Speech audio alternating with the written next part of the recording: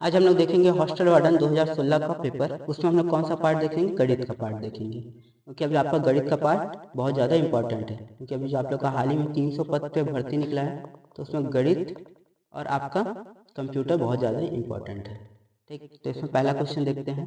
इनमें से कौन सा कथन सत्य है कि आयत के विकर्ण एक दूसरे को समद्विभाजित करते हैं? तो आयत के जो विकर्ण हैं एक दूसरे को क्या करते हैं? समद्विभाजित करते हैं, मतलब एक दूसरे को बराबर भागों में बांटते हैं, मतलब ये वाला भाग ये वाले भाग के बराबर होगा, यानी दो भागों में बराबर बांटते हैं, तो बिल्कुल सही है।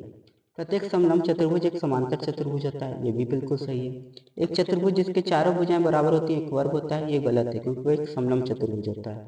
अगर यहाँ दे देता है प्रत्येक कोण जो होता है वो समकोण होता है, तब वो एक वर्ग होता है, तो इसलिए गलत हो गया। एक समलंब के विकर्ण समान होते हैं, ये भी आपका गलत है। तो आपका कौन सा सही है? केवल एक और दो, मतलब बी नंबर। अगला क्वेश्चन देखते हैं। किसी जार में लाल, सफेद और नीले रंग के रैपर वाले टॉफी रखे हैं। लाल को हम लोग एल बोलते हैं, सफेद को एस बोलते हैं, नीले को एन बोल देते हैं, या फिर हम लोग और कर देते हैं इसको रेड, वाइट और ब्लू, ज़्यादा समझ में आएगा। अब बोल रहा है लाल रैपर की संख्या सफेद रैपर की 4/5 है। मतलब अगर सफेद रैपर 5 है तो लाल रैपर कितना होगा? 4 होगा। इसको हम लोग क्या लिख सकते हैं? 4 और 5। दूसरा क्या बोल रहा है? सफेद रैपर की संख्या नीले रैपर की संख्या का 3/4 यानी 3/4 है। मतलब अगर नीला रैपर 4 है तो सफेद रैपर कितना होगा? 3 होगा। यदि कुल 470 रैपर हैं तो नीले रैपर की संख्या। अब देखिए यहाँ अनुपात के तौर पर दिया है, तो हम लोग इसका तीनों का अनुपात निकाल लेते हैं।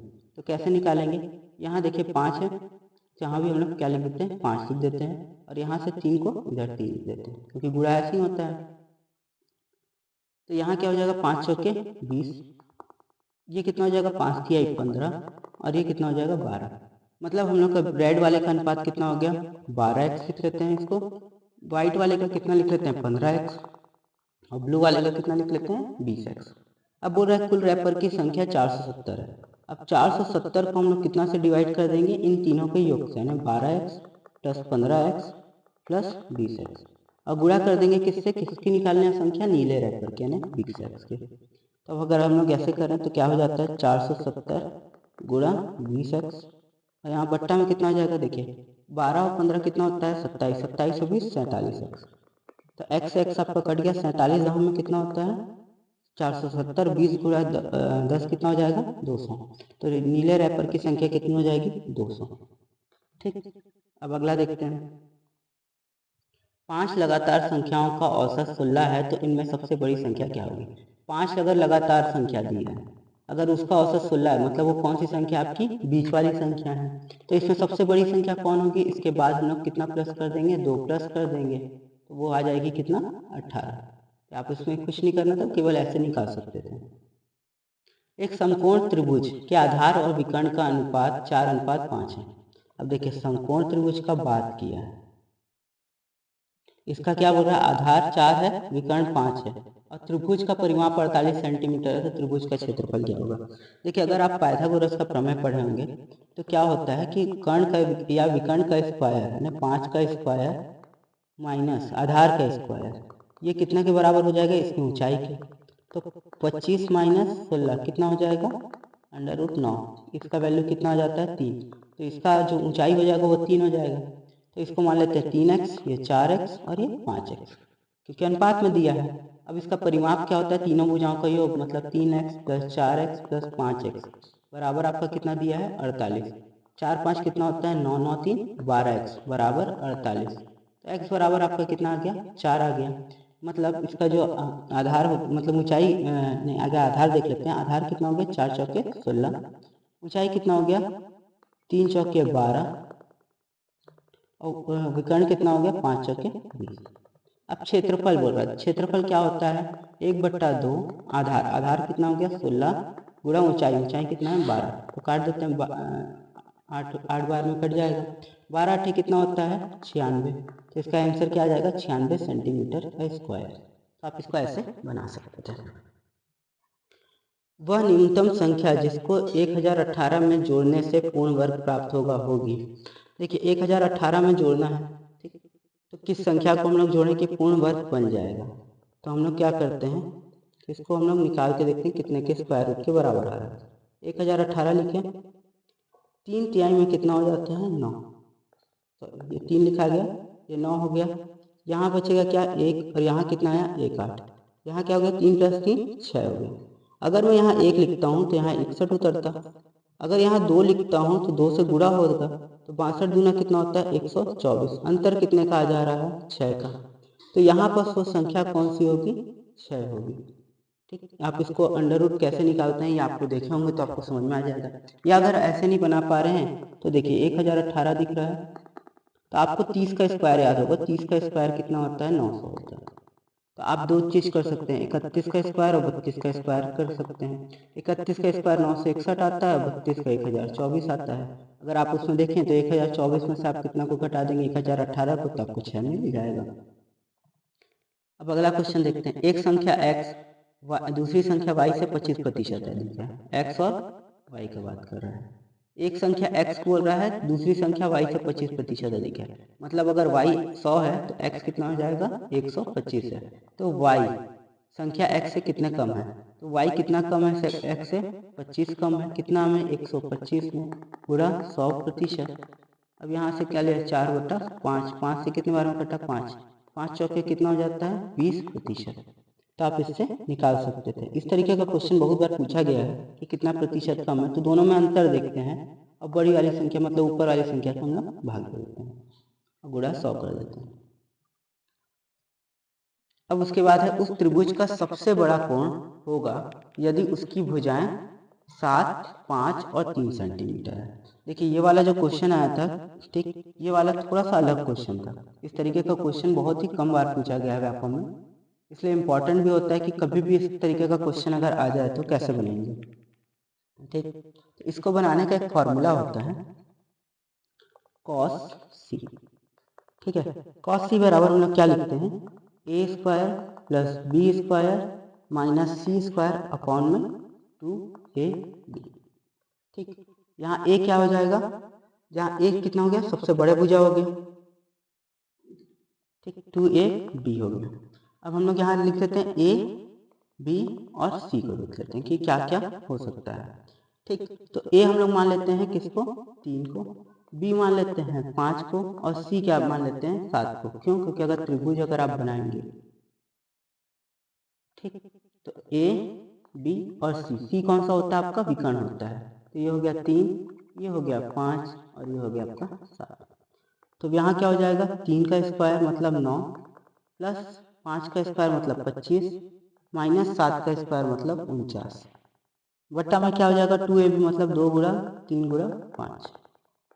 तो देखिए 25 और 9 कितना होता है 34, 34 माइनस 49 कितना हो गया -15, बट्टा में क्या हो गया 5 3 15 दूना 30, तो हमारा कितना आ गया -1/2। ये किसका वैल्यू आ रहा है cos c का आ रहा है -1/2। तो c का वैल्यू क्या होगा cos इनवर्स -1/2। ठीक, और cos इनवर्स -1/2 में कब आता है 120 डिग्री में। तो इसका आंसर क्या हो जाएगा 120 डिग्री। वैसे इस तरीके का क्वेश्चन बहुत ही मुश्किल से, मतलब उसके बाद मेरे ख्याल से शायद ही पूछा है, नहीं तो नहीं पूछता। ज़्यादातर इसमें जो त्रिभुज के क्वेश्चन आते हैं वो समकोण त्रिभुज के क्वेश्चन आते हैं। ठीक, अब अगला क्वेश्चन देखते हैं। एक दुकानदार एक किताब के छपे हुए दाम पर 10% की छूट देने के उपरांत उसको बेचने के बाद 12% लाभ कमाता है। किताब के क्रय मूल्य और छपे हुए मूल्य का अनुपात क्या होगा। तो हम लोग क्या मान लेते हैं किताब का क्रय मूल्य कितना था 100 रुपये, क्रय मूल्य कॉस्ट प्राइस मान लेते हैं। ठीक, अब उसको लाभ कितने का हो रहा है 12% का, तो 100 का 12% कितना होता है 112। ठीक, कितने पे हो रहा है, जब उसको कितने परसेंट बट्टा पे दे रहा है, मतलब छूट पे दे रहा है 100% पे 10% पे, सॉरी 100% पे दे। तो इसको कैसे हम लोग निकाल सकते हैं, तो 112 कितना है, देखिए अगर 10% कम दे रहा है मतलब वो कितने का है 90% का है, गुणा हम लोग कितना कर देंगे 100%।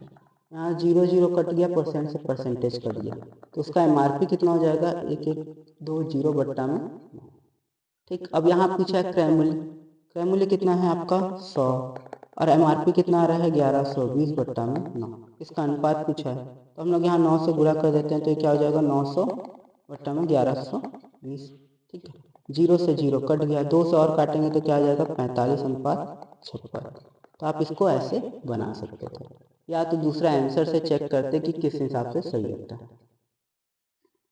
अब अगला क्वेश्चन देखते हैं। किसी बेलन की त्रिज्या यदि दुगनी कर दी जाए, ठीक है, तो उसकी ऊंचाई में क्या परिवर्तन होगा यदि आयतन अपरिवर्तित है। तो आयतन क्या होता है, पाई आर स्क्वायर एच। तो पाई का तो कोई रोल है नहीं, ठीक है। आर पहले कितना था, आर ही था, आर का स्क्वायर, और एच था। अब दूसरे बार में क्या बोल रहा है कि कितना हो गया, दुगुना कर दिया गया ना, 2r का स्क्वायर हो गया, नया एच कितना हो गया, एच हो गया, क्योंकि दोनों में पाई और पाई तो कट जाएंगे, देखिए बराबर रहता है, कट जाता है। तब यहाँ से क्या हो जाता है, आर का स्क्वायर इंटू एच बराबर क्या हो जाता है, 4r स्क्वायर इंटू एच। तो क्या यहाँ से देखिए आर स्क्वायर और आर स्क्वायर भी कट गया। तब हम लोग का क्या हो जाएगा, नया हाइट जो हो जाएगा, पुराना हाइट का कितना हो जाएगा, यहाँ 4 गुणा में था, इधर जाएगा तो कितना में चल जाएगा, भाग में। तो कितना हो जाएगा, 1/4, मतलब कि प्रारंभिक ऊंचाई का 25%। 1/4 को हम लोग करते हैं ना, 1/4 गुणा 100% करते हैं, तो कितने भाग में जाता है, 25। तो प्रारंभिक ऊंचाई का 25% हो जाता है। अब अगला है, यदि कॉफी के दाम पर 10% का इजाफा किया गया था, तो गृहिणी को कितने प्रतिशत का अपना खर्च कम करना होगा जिससे उस पर कोई अतिरिक्त खर्च ना पड़े। मान लीजिए 100 रुपये का था, अब उसको कितना कर दिया गया, 110 रुपये। तब उसको कितना खर्च कम करना पड़ेगा, कितना बढ़ा है रेट, 10 रुपये, कितना में, 110 में, गुणा 100%। अब ये 0 से 0 कट गया, तो क्या आ गया, 100/11। अब इसको हम लोग तोड़ेंगे तो 9 बार में क्या जाएगा, 99, और ये 1 हो जाएगा। कैसे तोड़ सकते हैं, इसको दिखा दे रहा हूँ। ये 100 हो गया, 11 हो गया, 11 9 कितना हो गया, 99। हमारे पास बचा क्या, 1। तो इसको हम लोग लिखेंगे क्या, देखिए 11 से भाग दिए तो 11 नीचे, जो यहाँ आ रहा है इसको यहाँ, और जो शेषफल बच रहा है उसको यहाँ। तो इस तरीके से आप इसको निकाल सकते थे। अब अगला क्वेश्चन देखते हैं। एक ट्रेन किसी यात्रा को बिना रुके 8 घंटे में पूरी करती है। यदि ट्रेन की गति 5 किलोमीटर ज़्यादा होती तो ट्रेन की यात्रा में लगा समय 6 घंटा 40 मिनट में ही पूर्ण कर लेती। तब ट्रेन की प्रारंभिक गति क्या है। अब देखिए यहाँ 6 घंटा 40 मिनट दिया, इसको हम लोग अगर आवर में बदलें तो क्या हो जाएगा, 6 घंटा 40/60 मिनट आवर, या इसको लिख सकते हैं 6 सही 2/3, क्योंकि कटेगा कितना में, 2/3 आवर। या फिर इसको और क्या लिख सकते हैं, 6 तियाँ 12, 6 तियाँ 18 और 2 20/3 आवर। ठीक, ये हो गया इतना। अब हम लोग जो पढ़ते हैं, चाल बराबर क्या होता है, दूरी बट्टा में समय। अब यहाँ देखिए दूरी जो होगा सेम रहेगा, तो इससे हम लोग दूरी बराबर क्या लिखेंगे, चाल गुणित समय। ठीक, अब प्रारंभिक चाल को मान लेते हैं x किलोमीटर प्रति घंटा था, वो कितने का घंटा में पूरा किया यात्रा को, 8 घंटा में, समय तो दिया है। और दूसरे बार में क्या बोल रहा है, उसका स्पीड कितना बढ़ा दिया गया, 5 किलोमीटर प्रति घंटा बढ़ा दिया गया, तो उसकी यात्रा में लगा समय कितना है, 20/3। अब इस इक्वेशन को सॉल्व करते हैं, ये 3 को हम लोग त्रिज्या गुणा करके इधर ले जाते हैं, तो कितना हो जाएगा, x इंटू 8 इंटू 3 बराबर इधर कितना हो गया, 20 का गुणा x से करेंगे तो 20x प्लस 100 हो गया, 8 तिहाई 24 होता है, ठीक है। तो 24x और ये 20x को इधर ले आके क्या करेंगे, -20x बराबर कितना आ गया, 100। तो x बराबर कितना हो जाएगा, 4x बराबर 100, या फिर x बराबर हम लोग क्या लिख सकते हैं, 100/4, या फिर हम लोग क्या लिख सकते हैं, 25। तो इसकी प्रारंभिक गति कितनी हो जाएगी, 25 किलोमीटर प्रति घंटा।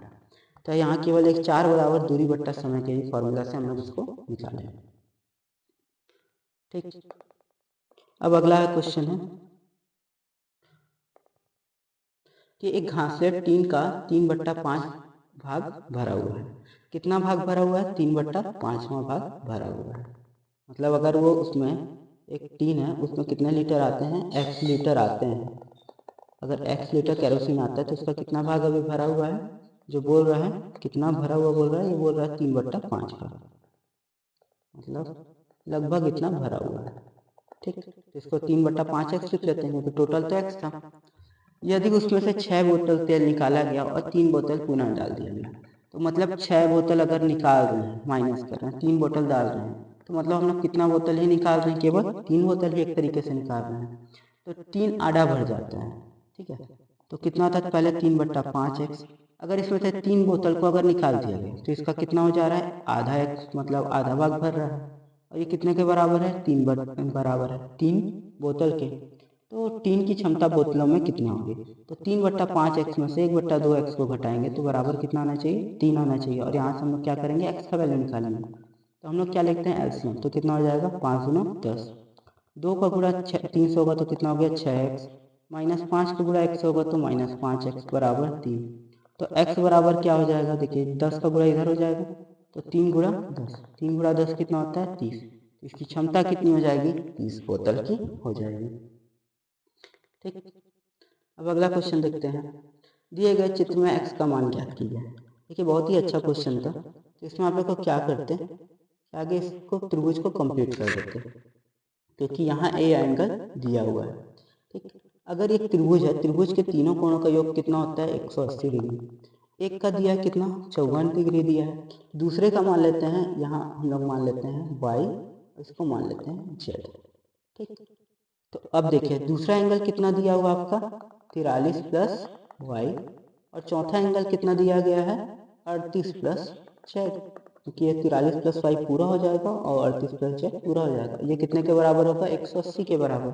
अब इन एंगल को पूरा जोड़ देते हैं, तो 54 में देखिए 54, 43 और 38 को अगर जोड़ो तो कितना हो जाता है 7 8 15, हासिल आया 1, तो 5 4 9 3 12 और 1 13, ये कितना हो जा रहा है 135 degree plus y plus z बराबर 180 डिग्री। तो y प्लस जेड का वैल्यू आपका कितना हो जाएगा 180 माइनस 135, जब आप इसको घटाएंगे तो आपका कितना आ जाएगा 45 डिग्री। ठीक है, ये किसका वैल्यू आ रहा है y और z का, आपको किसका चाहिए x का वैल्यू। अब अंदर वाले त्रिभुज में जाएंगे तो x plus y plus z बराबर कितना होता है 180 डिग्री। ठीक, y प्लस जेड आपको कितना दिया 135, तो 45 डिग्री, तो 180 में से 45 को आप घटाएंगे तो कितना आ जाएगा 135 डिग्री, जो कि आपका अगर यहाँ पर भी डायरेक्ट देखते तो आपको वही आ जाता है कि तीनों को अगर जोड़ देते ये तीनों एंगल को तो भी ये इस एंगल के बराबर होता है, ये भी हो जाता है, लेकिन हम लोग पूरा इसको बना के दिखा दें। ठीक, अगला क्वेश्चन देखते हैं। किसी लकड़ी के बाहरी बंद डिब्बे के बाहरी माप में 45 सेंटीमीटर 32 सेंटीमीटर 28 सेंटीमीटर है। यदि डिब्बा 1 सेंटीमीटर चौड़ी लकड़ी से बना है तो उस लकड़ी के डिब्बे की क्षमता क्या होगी। देखिए अगर वो बोल रहा है कि बाहरी, ठीक, ये 45 और ये कितना दिया है 32, अगर ये 1 सेंटीमीटर चौड़ा है, ठीक है, तो यहाँ से भी 1 सेंटीमीटर चौड़ा होगा, यहाँ से भी 1 सेंटीमीटर चौड़ा होगा, तो हम लोग कितना घटाएंगे 2 सेंटीमीटर, तो ये 30 हो जाएगा। वैसे ही इसमें से भी कितना घटेगा 1 और 1, तो ये कितना घट जाएगा 43 हो जाएगा। वैसे ही ऊंचाई कितना हो जाएगा 28 माइनस 2 बराबर 26। तो हम लोग का आयतन कितना होता है, डिब्बे का क्षमता का आयतन कितना होता है, अगर आप घनाभ का आयतन देखेंगे तो क्या होता है लंबाई गुणित चौड़ाई गुणित ऊंचाई, मतलब 43 गुणित 30 गुणित 26। जब आप इसको पूरा सॉल्व करेंगे तो ये कितना आ जाता है 33,540 घन सेंटीमीटर, जो आपका ए नंबर आएगा। करके भी देखना होगा तो कर सकते हैं। अब अगले क्वेश्चन में आते हैं, बस इसको याद रखिएगा कभी भी इस तरीके का है तो आपको 2 बार में घटाना पड़ता है, जैसे 1 सेंटीमीटर दिया तो आप 1 नहीं घटाएंगे, वहाँ 2 सेंटीमीटर घटाएंगे। एक आयताकार कागज के टुकड़े को जिसकी माप 22 सेंटीमीटर बाई 15 सेंटीमीटर है। ठीक, यहाँ कितना बोल रहा है ये 22 है और ये कितना बोल रहा है 15 है, ऊंचाई 15 है। अब इसको मोड़ रहे हैं, इसी साइड से मोड़ रहे हैं, मतलब इस तरीके से इस तरीके से मोड़ रहे हैं। तो देखिए जो नीचे वाला जो भाग है जो लंबी भुजा की तरफ से मोड़ा जाता है ना 22 सेंटीमीटर की तरफ से, इससे बनने वाले बेलन की अधिकतम आयतन क्या होगा। तो बेलन का आगे हम लोग क्षेत्रफल देखते हैं तो क्या होता है 2 पाई आर और एच। एच का वैल्यू आपको कितना दिया है 15 दिया है, और ये 2 पाई आर किसके बराबर होगा 2 पाई आर बराबर कितना दिया है 22। तो हम लोग यहाँ से क्या निकालेंगे आर निकालेंगे। ठीक है, आर का फॉर्मूला क्या, आर कैसे निकलेगा, तो आर बराबर क्या हो जाएगा 22 बट्टा में 2 पाई, पाई का वैल्यू क्या होता है 22 बट्टा में 7, 22 से 22 कट गया तो आर बराबर कितना आ गया 7 बट्टा में 2। ठीक है, अब हम लोग यहाँ से क्या निकालेंगे आयतन। आयतन का फॉर्मूला क्या होता है पाई आर स्क्वायर एच। पाई का वैल्यू कितना 22 बट्टा में 7, आर का वैल्यू क्या है 7 बट्टा में 2 बट्टा में 7 बट्टा में 2, एच कितना है आपका 15। ये 2 से कितने बार में कटा 11 बार में, ये 7 से कितने बार में कटा 1 बार में। अब हम लोग इसका पूरा गुणा करते हैं। ठीक, तो क्या है 11 गुणित 7 गुणित 15 बट्टा में 2। ठीक है, तो 15 सत्ते कितना होता है 105 गुणा 11 बट्टा में 2, या अगर देखिए अगर एक करेंगे तो कितना आ जाएगा 5 5 1 1 बट्टा में 2। जब इसको आप पूरा सॉल्व करेंगे तो कितना आएगा 577 बट्टा ए सही 1/2 मतलब आपका कौन सा सही हो जाएगा, बी नंबर। अब अगले क्वेश्चन में आते हैं कि ए और बी के आय का अनुपात, ए और बी के आय का अनुपात कितना दिया हुआ है, 3:2। ठीक है, ए है बी है, आय दिया है 3:2 और खर्च का अनुपात दिया है 5:3। तो आय को x मानते हैं, खर्च को y मानते हैं, बराबर कितना है 200। ठीक है, तो देखिए ए कितना कर रहा है, 3x आय कर रहा है, खर्च कितना कर रहा है, 5y कर रहा है। तो आपको कितना बच रहा है, 200 रुपये की बचत हो रही है, क्योंकि आय माइनस व्यय बराबर क्या होता है, बचत। बी के लिए क्या हो रहा है, 5x कमा रहा है लेकिन वो खर्चा कितना कर रहा है, सॉरी 2x कमा रहा है लेकिन खर्चा कितना कर रहा है, 3y। ये भी बराबर कितना है, 200। तो ये देखिए दोनों इक्वेशन आपस में क्या है, बराबर है। तो हम लोग क्या लिख सकते हैं, 3x माइनस 5y बराबर 2x माइनस 3y। ठीक, अब इसको अगर आप करेंगे तो ये वाले 2x को हम लोग इधर ले जाते हैं, तो 3x माइनस 2x बराबर 5y माइनस 3y हो जाएगा। या फिर हम लोग x बराबर क्या लिख सकते हैं, 2y। ठीक, अगर x बराबर 2y लिख रहे हैं तो हम लोग को क्या चाहिए, आय चाहिए। ठीक है, तो हम लोग पहले व्यय निकाल लेते हैं। 3x माइनस 5y बराबर कितना था, 200। तो x की जगह में 2y लिख लिया, तो कितना हो जाएगा, 3 गुणा 2y माइनस 5y बराबर 200। इसको मिटा देता हूँ कि आपस में कोई जगह बन जाए। तो देखिए 6y माइनस 5y बराबर 200। तो y बराबर कितना आ गया, 200 आ गया। ठीक है, तो x बराबर आपका कितना था, 2y था। तो x बराबर कितना हो जाएगा, 2 गुणा 200 बराबर कितना हो गया, 400 रुपये हो गया। ठीक है, अब ए का आय पूछा था। ठीक है, कि ए की आय कितनी है, x का वैल्यू कितना आ गया आपके पास, 400। ए की आय कितनी थी, 3x। तो 3 गुणित 400 कितना होता है, 1200। तो ए की आय कितनी हो जाएगी, 1200 रुपये। ऐसे आप इसको बना सकते थे। अब यहाँ दिया एक आयत जिसकी लंबाई 35 सेंटीमीटर और चौड़ाई 28 सेंटीमीटर है। दिए गए चित्र के अनुसार आयत की दोनों भुजाओं से एक अर्धवृत्त काट के निकाला जाता है। रेखांकित भाग का क्षेत्रफल ज्ञात कीजिए, मतलब इस भाग का क्षेत्रफल ज्ञात करेंगे। तो हम लोग सबसे पहले आयत का क्षेत्रफल ज्ञात कर लेते हैं, 35 गुणित 28। 35 गुणित 28 करने से अच्छा इसको कर लेते हैं 2 से गुणा, 70 गुणित 14 कर देते हैं। 14 सत्ते कितना होता है, 98। तो कितना हो गया, 980 सेंटीमीटर का स्क्वायर, जो कि पूरे आयत का हो गया। ठीक, अगर यहाँ से अर्धवृत्त बना रहा है और इसका व्यास कितना है, 28 है, तो इसका जो अर्धवृत्त का जो आपको रेडियस हो जाएगा या फिर त्रिज्या हो जाएगा, कितना हो जाएगा, 28/2 या फिर 14 सेंटीमीटर हो जाएगा। यहाँ एक अर्धवृत्त है, यहाँ एक अर्धवृत्त है, दोनों अर्धवृत्त मिलकर क्या बना देंगे, एक पूरा वृत्त। और पूरे वृत्त का क्षेत्रफल क्या होता है, पाई आर का स्क्वायर। पाई कितना होता है, 22/7। आर कितना है, 14 गुणा 14। तो ये कितने बार में कटा, 2 बार में कटा। 14 दूना कितना होता है, 28। 28 गुणा 22 कितना हो जाएगा आपका, 616 सेंटीमीटर स्क्वायर। अब ये वाले में से जो हमारे पास आया था आयत का क्षेत्रफल में से ये जो भाग है, जो वृत्त वाला भाग है, उसको हम लोग घटा देते हैं, -616 कर देते हैं। तो आपके पास क्या बच जा रहा है, 64। ये बच जा रहा है 3। तो आपके पास कितना आ जा रहा है, 364 वर्ग सेंटीमीटर। आप इसको निकाल सकते हैं। अगला दिया गया, दिए गए चित्र में वृत्त का क्षेत्रफल, जो वृत्त सी है उसका क्षेत्रफल 9 पाई है, तो वर्ग का क्षेत्रफल ज्ञात कीजिए। तो आगे वृत्त का क्षेत्रफल क्या होता है, पाई आर का स्क्वायर। ये कितना दिया आपका, 9 पाई। पाई से पाई कट गया तो आर स्क्वायर बराबर कितना आ गया, 9। तो आर बराबर कितना आ जाएगा, √9, या फिर हम लोग क्या लिख सकते हैं, 3। अगर आर 3 आए तो डी बराबर कितना हो जाएगा, 3 गुणा 2 बराबर 6 सेंटीमीटर।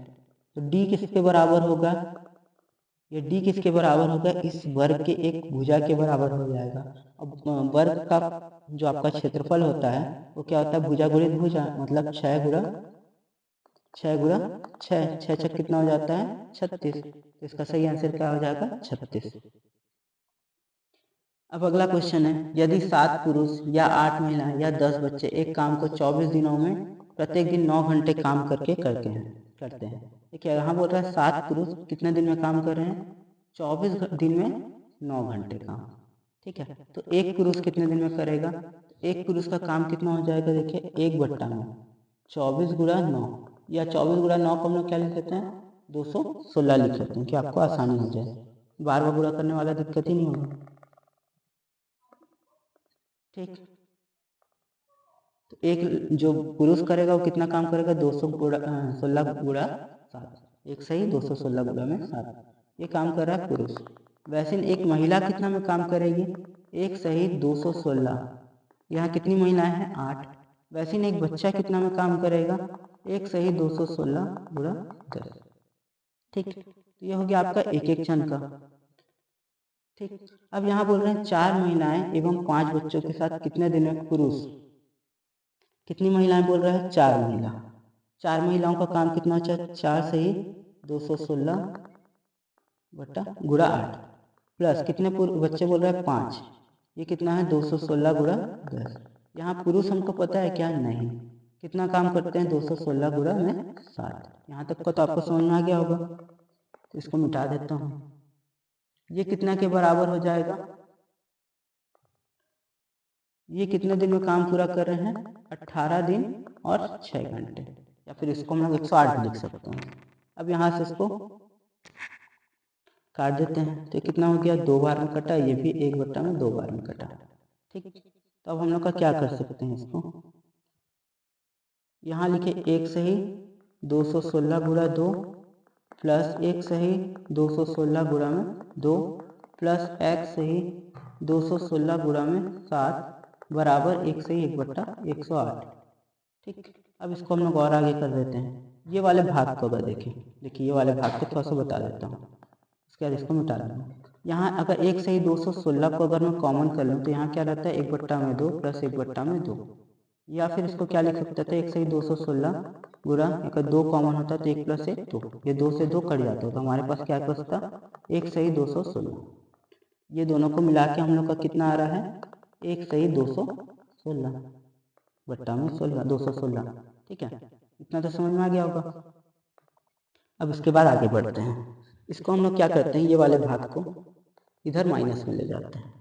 तो यहाँ हमारे पास क्या है, x सही 216 गुणा में 7, ये बराबर कितना हो जाएगा, 100, एक सही 1 बट्टा में 108 प्लस 1 बट्टा में 216।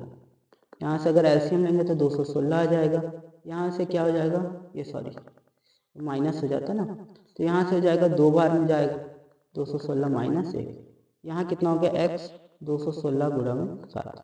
यहाँ हमारे पास क्या बचेगा, x बराबर क्या हो जाएगा, देखिए 2 में से 1 गया तो कितना आ गया, 1 बट्टा में 216, और यहाँ गुणा कितना हो जाएगा, 7 गुणा में 216, 2 से 16 में 216 कट गया, तो x बराबर हमारे पास कितने आ रहे हैं 7, तो इसके पुरुष कितने आ जाएंगे, 7 पुरुष। ये थोड़ा बड़ा क्वेश्चन था, तो ऐसे आप इसको बना सकते हैं। अब लास्ट क्वेश्चन देखते हैं, लास्ट क्वेश्चन में क्या है उसको देखते हैं। ठीक, ए और बी की औसत आयु 20 वर्ष है, ए और बी की औसत आयु 20 वर्ष है, 2 जन है तो उनकी कुल आयु कितनी हो जाएगी, 40 वर्ष।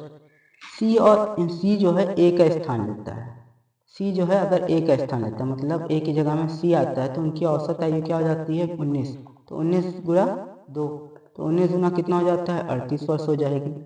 और सी और बी का, सी अगर बी का स्थान लेता है, मतलब ए यहाँ रह रहा है और बी की जगह कौन आ जा रहा है, सी, तो उनकी औसत आयु 21, तो 21 गुना कितना होगा, 42, तो इनकी कुल आयु कितनी हो जाएगी, 2a plus 2b plus 2c बराबर कितना हो गया, अगर ये तीनों का अगर आप जोड़ेंगे तो कितना आ रहा है, 120 वर्ष। या फिर हम लोग 2 से अगर यहाँ कॉमन कर दें तो a प्लस बी प्लस सी बराबर कितना हो जाएगा, 120 बट्टा में 2, या फिर हम लोग क्या कर सकते हैं, 60 वर्ष। अब यहाँ बोला ए बी और सी की आयु क्या होगी, तो ए की आयु कहाँ से निकल सकता है, जहाँ बी और सी दिया है, तो बी और सी की आयु कितनी दी है, 38 वर्ष। तो 60 में से अगर हम लोग ए की आयु के लिए क्या करेंगे, इस 60 में से घटा देंगे 38 को, तो कितना आ रहा है, 22 वर्ष। तो एक ही जगह आ रहा है 22 वर्ष, तो यहाँ से आप डायरेक्टली कर सकते थे कि यही वाला आंसर होगा। या फिर हम लोग बी के भी औसत आयु निकाल के देखते हैं, बी की आयु, तो बी कहाँ नहीं है, लास्ट वाले में, तो 40 में से 42 गया तो कितना है, 18। और सी के लिए आप क्या करते हैं, 60 माइनस, यहाँ कहाँ नहीं है सी, यहाँ 60 माइनस 40 कितना आता, 20, तो वही आंसर आ रहा है। तो आप ऐसे बना सकते थे, तो इस तरीके से आप 20 क्वेश्चन आराम से सॉल्व कर सकते थे। अगर आपको ये वीडियो पसंद आया तो प्लीज़ इस चैनल को लाइक शेयर और सब्सक्राइब जरूर करिएगा। Thank you.